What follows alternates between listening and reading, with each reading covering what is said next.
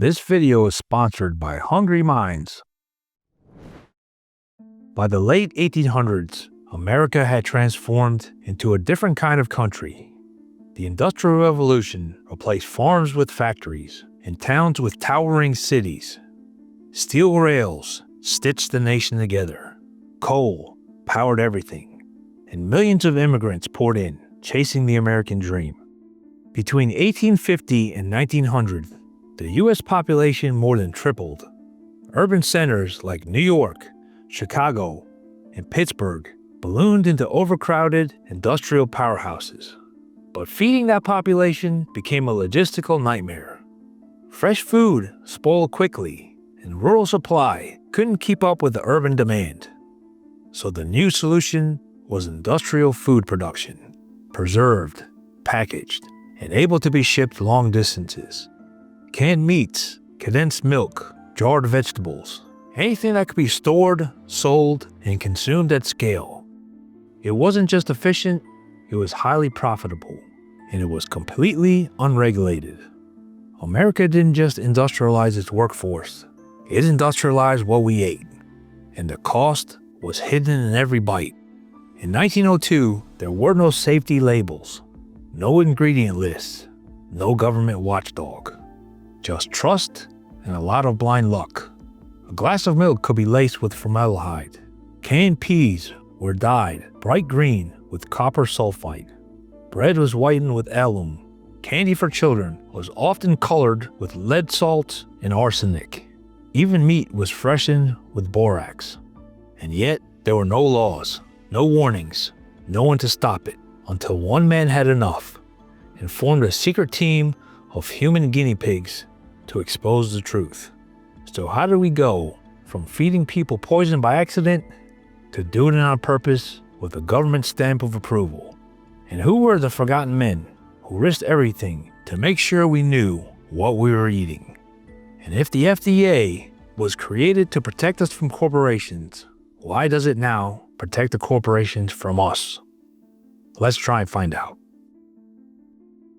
Hello, I'm Mike Droberg, a Marine Corps veteran and filmmaker, and we will try to answer these questions on today's episode of Forgotten History.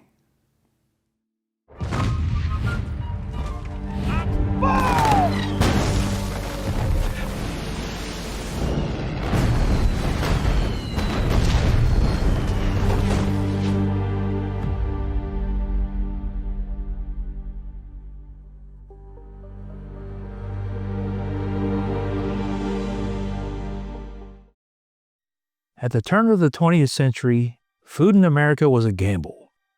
There were no safety inspections, no labels, no federal agency checking what you ate. If it looked fresh, you bought it. And if it didn't kill you right away, it passed the test. This wasn't just a few shady vendors on the corner. Some of the biggest names in American industry were knowingly feeding the public poison. The American meatpacking industry, centered in Chicago, routinely sold spoiled beef and pork, dousing it with borax to mask the foul stench of rot. American author and journalist Uptown Sinclair would later call the factories a jungle of filth, disease, and death. The Corn Products Refining Company was caught using formaldehyde in milk to cover spoilage, selling it to families, hospitals, and even schools. And Heinz, long before its family-friendly branding, was caught using benzoate preservatives in levels that triggered migraines, digestive issues, and allergic reactions. Candy manufacturers like Dunton's and Stickney & Poor routinely added lead chromate and arsenic-based dyes to keep sweets looking vibrant, fully aware that it could lead to nerve damage, seizures, and even death in children. And bakeries across New York and Boston use alum and chalk dust to bleach cheap flour, creating the illusion of purity while delivering toxins in every slice. But there were no lawsuits, no consequences. The American food industry had become a profit machine, one willing to sacrifice public health to protect the bottom line. And Washington? Silent, bought, and complicit. Until one man inside the government finally decided to fight back. Enter Dr. Harvey Wiley. For decades, we trusted the TV, computer, and now phone screens more than we trusted ourselves and forgot how the world actually works. That's why I want to show you this book, How to Rebuild Civilization by Hungry Minds. This isn't just a book. It's a full-scale, beautifully illustrated manual for restarting society from zero. If the power grid goes down, if institutions fail, if the news goes dark again. How to Rebuild Civilization is the ultimate field manual that gives you the knowledge to rebuild. It covers over 180 core topics across 400 pages, from clean water to growing your own food, all explained with stunning hand-drawn diagrams that even a beginner can follow. It's not a dusty history tome. It's a playbook crafted by a global team of artists, scientists, and engineers who raised $2.3 million to make it real. It's like someone took the Library of Alexandria and turned it into a coffee table book, except this one won't burn. So if you're watching this on your TV, scan the QR code on the screen. Everyone else, hit this link that will also be in the description box. Use promo code Forgotten History 10 to save 10% on your purchase. Governments collapse, narratives change, but knowledge, that's how we fight back. If the reset ever comes, don't just survive, rebuild. He was a chemist, a bureaucrat, a man with a clipboard and a conscience. And Harvey Wiley was about to declare war on the American industry. Born in Indiana, Harvey Washington Wiley was the son of a Civil War veteran, and he carried the same sense of duty into science. He studied chemistry and medicine, eventually earning a position as chief chemist at the U.S. Department of Agriculture in 1883. At first, the job was simple: analyze crops, review fertilizer use, publish government bulletins. But Wiley kept stumbling across something bigger. The same food products that were killing livestock were being fed to humans, and no one was keeping track. People were getting sick, children were dying, and the only thing more toxic than the food was the silence surrounding it. Wiley began publishing his findings, calling out companies, raising alarm bells. But industry lobbyists pushed back hard. They labeled him a crank, a fearmonger. Politicians brushed them off. Even President Theodore Roosevelt refused to act without solid evidence. So, Wiley changed tactics. If the government wanted data, he'd give them that data. Real, irrefutable, human-tested proof. That's when he created the experiment that would make him a hero or get him fired. He called it the Poison Squad. Wiley didn't just test chemicals in the lab. He tested them on people. Real, living volunteers from within the government. In 1902, inside a government-run boarding house in Washington, D.C., Dr. Wiley recruited 12 healthy young men, most of them clerks at the Department of Agriculture. They were in their 20s, athletic, sharp, and patriotic enough to sign up for something no one had ever done before. Eat food laced with poison. Every day, on purpose. There was no extra pay, no fame, just 3 meals a day and the knowledge that what they were doing might save millions. Each meal was carefully prepared and dosed. The men were monitored obsessively. Wiley and his team tracked their weight, bowel movements, appetite, energy levels, even mood swings. They tested one chemical at a time. Borax, used in meat preservation. Salicylic acid, an antiseptic preservative. Benzoates, used in condiments and sauces. Formaldehyde, sometimes added to milk. And sulfur dioxide, used on fruits. The results were brutal. Some men experienced nausea, vomiting, headaches, and joint pain. Others reported memory issues and fatigue. A few were forced to withdraw from the experiment altogether. Still, no one died, but the cumulative effects were impossible to ignore. It wasn't a question of if these additives were dangerous. Wiley had his answer. The only question now was whether anyone in power cared. And soon, the rest of the country would find out what he was doing. Wiley never intended the Poison Squad to be a media spectacle. But once the press found out, it went viral. The 1903 version of it, that is.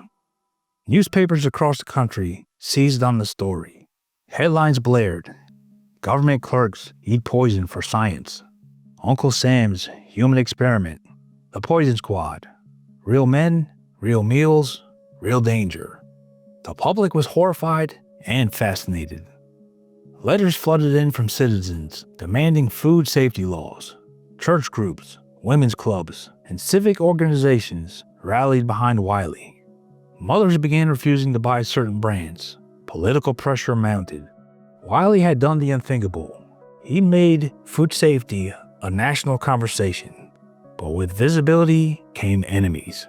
The food and chemical industries launched a coordinated attack.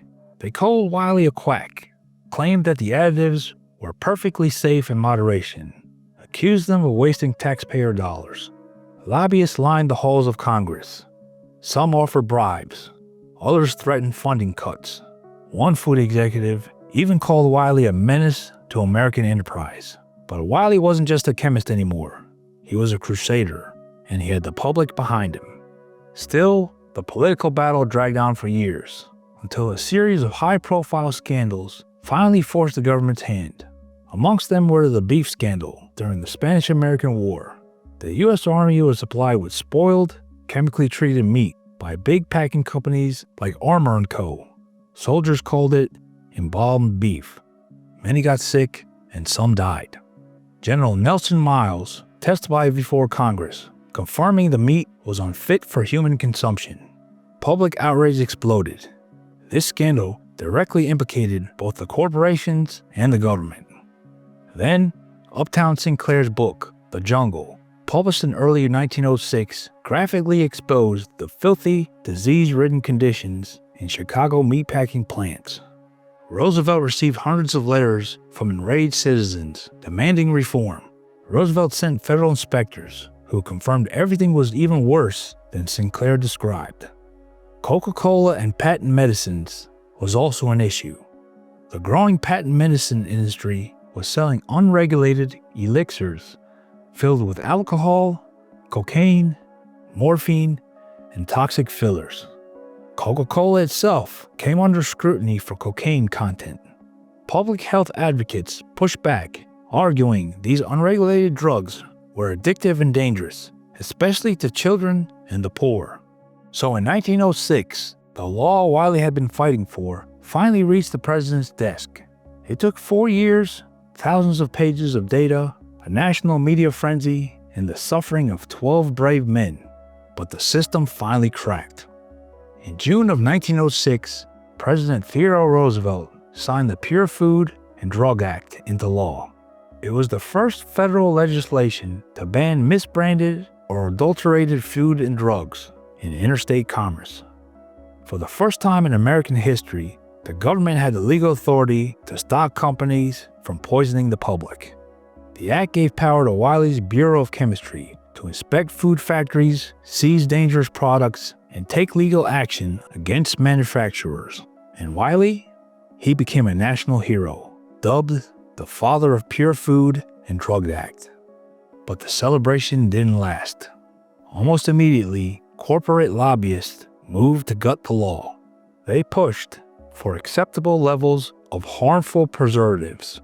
They stacked oversight committees with industry sympathizers, and they worked behind the scenes to sideline Wiley from enforcement. Sound familiar?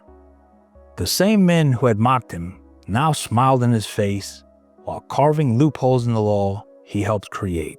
By 1912, Wiley had been pushed out of the Bureau entirely. His dream of a government that protected its people had been compromised almost as soon as it began. Still, the foundation had been laid. The Pure Food and Drug Act evolved into what we now know as the Food and Drug Administration. But the question remains, would the men who sacrificed their health to build it even recognize what it's become? The men of the Poison Squad were never given medals. Their names weren't remembered, but their suffering gave birth to one of the most powerful agencies in America. The FDA now oversees over a quarter of the U.S. economy, from food to pharmaceuticals to cosmetics. It has the power to ban ingredients, recall products, and shut down companies. Wiley imagined the FDA as a sword and shield for the people. Instead, it became a revolving door for executives and lobbyists. Along the way, it stopped using that power to protect you and started using it to protect them. The same government agency that once exposed corruption is now funded, influenced, and in some cases, run by the very corporations it was created to regulate. Names like Scott Gottlieb, FDA Commissioner from 2017 to 2019, left office and immediately joined the board of Pfizer. And Janet Woodcock, a longtime FDA official, greenlit opioid approvals that fuel the crisis while ignoring red flags about OxyContin and Purdue Pharma. And former FDA Deputy Commissioner Dr. Joshua Sharfstein later worked for organizations with direct ties to Johnson & Johnson, even as the company faced lawsuits over cancer-linked talcum powder. These aren't just coincidences. They're pipelines running directly from your government to Big Pharma boardrooms. Meanwhile, additives linked to cancer are still in children's cereals. Genetically modified ingredients are barely labeled. Prescription drug ads saturate every screen with side effects longer than the benefits. And whistleblowers inside the FDA are silenced, transferred, or fired. The FDA was built by men willing to eat poison to protect the public.